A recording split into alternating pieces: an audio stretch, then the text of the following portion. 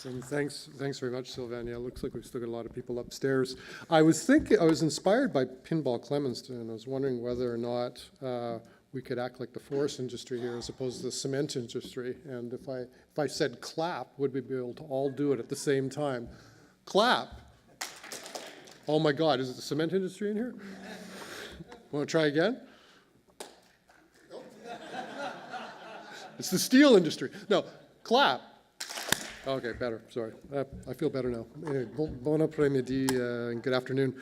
Thank you, Sylvain Labbé. Whenever I think of the Montreal Wood Convention, I think of Sylvain Labbé. He's a face of the convention and just a wonderful job in terms of bringing this together on an annual basis. We were here last year and we focused on China. So I'm really happy that we're able to focus on an established market as well as an emerging market in terms of Japan and Mexico today. Before asking our guests to sort of come here, I am going to talk just a little bit, but also, as we tend to do with the federal government, I just want to recognize that we're on the traditional territory of the Mohawk people. And that's something that we do a lot more often within the federal government, and I know in some provincial governments also. And it's especially important for me. I worked directly with the deputy on Indigenous reconciliation issues for 9 months in my department. And now we've got probably the strongest Indigenous program, forestry program, that we ever have had within NRCan, lodged within our branch, and we're all very proud of that. So I'm just going to speak a little bit about what we've been doing a little bit, and I'm obviously going to touch on something that happened yesterday. So if I look a little bit lighter in my step, and our staff does too, our smiles are a little bit bigger, it's because we had a very good budget for the forest sector yesterday at the federal level. And it really had a big impact in terms of allowing us to be in a place to work more closely with the Canadian forest sector and do those kinds of things that we've been doing together for decades. This department's first efforts in terms of the offshore, we've been in it for a while. We began in China in 2001.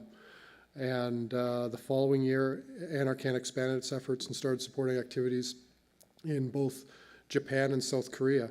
And today, we're extremely proud of what we've been able to do in Asia.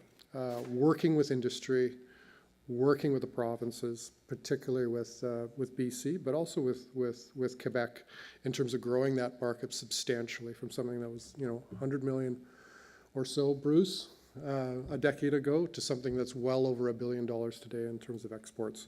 And it's having that footprint there, establishing those long relationships, has obviously borne a lot of fruit. So we're very proud of those efforts and proud that we're going to be able to continue to expand that over the next 3 years.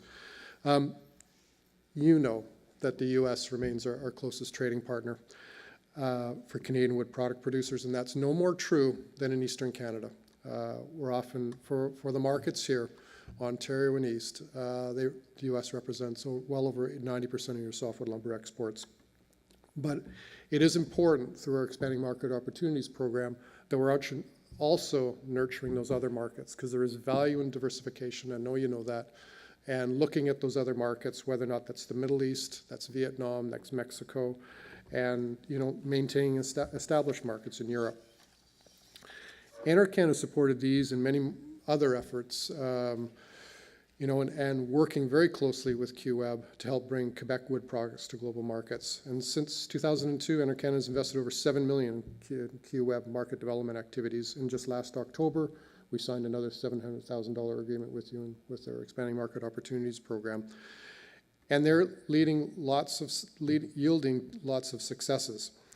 There's no shortage of challenges.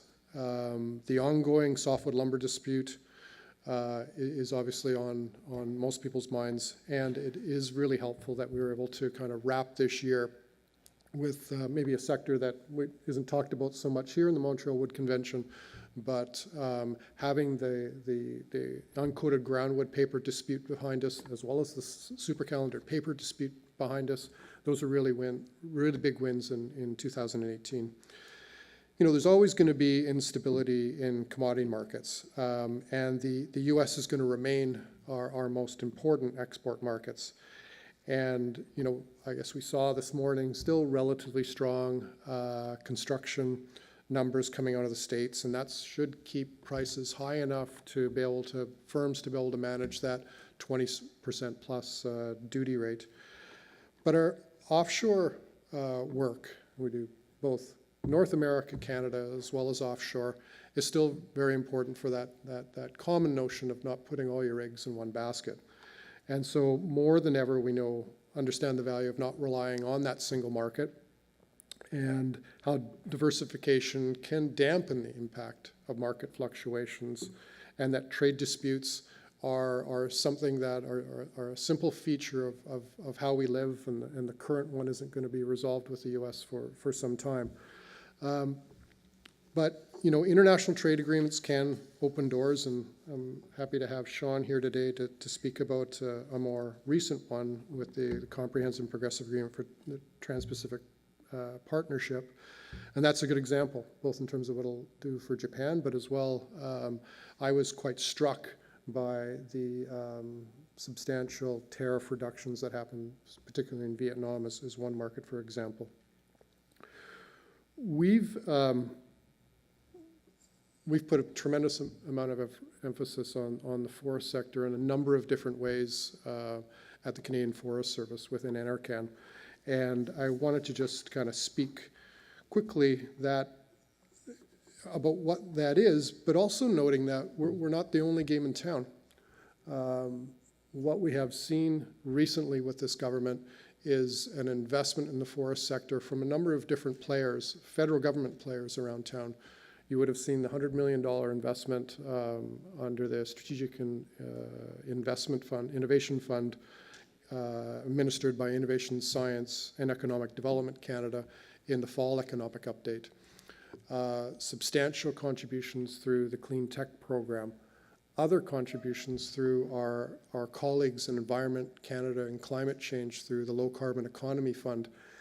And then yesterday in the budget, we have $250 million going to the forest sector over 3 years through a suite of 4 programs. So it's not inconsequential spending, and if you need help navigating any of that, come to us and we'll help, right? We've been doing that for the last 2-3 years. We have experts on staff that have been working with all those departments and all those different initiatives to make sure that they get the best advice in terms of innovation, hitting GHG targets, being able to write and draft proposals that'll be able to be helpful to meet whatever window is there. We're really trying to work through a bit of a single window, and you probably know some of my staff if you've ever worked with us before. But just quickly, $250 million over 3 years. That means a renewal of the IFIT program larger than it ever has been before. That's the Investments in Forest Industry Transformation of over $89 million over 3 years. We got additional money for our Forest Innovation Program, and that's the federal share that's the program that provides the federal share to FP Innovations, stabilized for another 3 years. And same with the Expanding Market Opportunities Program, which is really a program we're talking about today. Again, a good level of funding, up above the average, the last 10-year average, and again, stabilized for the next 3 years. And then a slight increase to our Indigenous Forestry Initiative of $12.6 million over 3 years. We only had a baseline budget of $1 million a year, so putting another 12.6 onto that small baseline budget really makes a big difference. But our program base doesn't just stop there. I have both Jeff Biggs and Catriona Armstrong. Catriona Armstrong is our manager for our Expanding Market Opportunities Program. Do you want to put your hand up, Kat? And Jeff Biggs is responsible for the EMO program, as well as GC Wood. What's GC Wood? In case you don't know, it's our way to promote engineered wood within the Canadian market. We went from a small demonstration initiative carved out of our previous Expanding Market Opportunity Program and leveraged that into a plus $40 million program to do tallwood building demos, engineered bridge demos, as well as non-residential demos as part of our demo part of showing what can be done with wood. And you saw some of the images today from the Softwood Lumber Board. But on top of that, there's a big education component to that, because we know that simply having the demos isn't enough unless you have the industry and you change the culture to be able to motivate the educators as well as those that are in the construction side, the engineering side, the architecture side, the specifier side. And then thirdly, a component of that is going taller. So it's the codes and standards work and investing in that so that we're overcoming some of these myths and we're establishing within the model code of Canada by 2020 a building code that'll let us go up to 10 stories, and then later we'll go higher on a performance-based code. So we're working in many different areas, as you can tell, from fiber to markets, and we have a programmatic base to be able to help us get there. So, but I think I'll finish there. That might have sounded like a bit of an advertisement. It's only because we're really happy.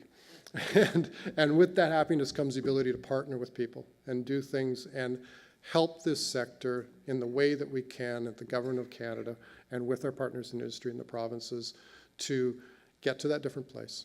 Diversify your products, diversify your markets, and you know, bring in that forest industry of the future that has taken 10 years to get here.